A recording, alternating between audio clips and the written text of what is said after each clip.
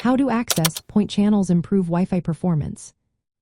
Imagine walking into a busy coffee shop filled with conversations and music. If everyone talks at once, it becomes hard to hear your friend. That's similar to what happens when Wi-Fi signals clash.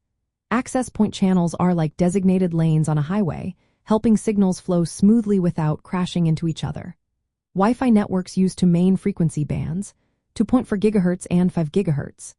Each band is divided into multiple channels, like different radio stations. In the 2.4 GHz band, there are 11 to 14 channels depending on where you are. But many of these channels overlap, causing interference. Only channels 1, 6, and 11 do not overlap, making them the best choices to avoid signal clashes.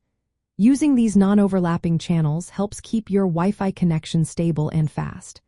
The 5 GHz band offers more channels, which are naturally non-overlapping.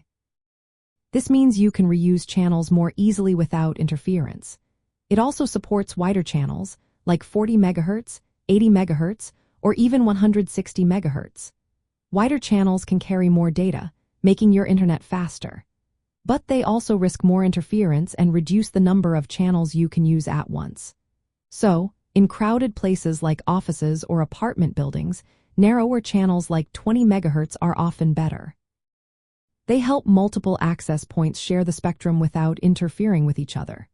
Network administrators can choose the best channels manually or let the access points pick automatically based on interference levels.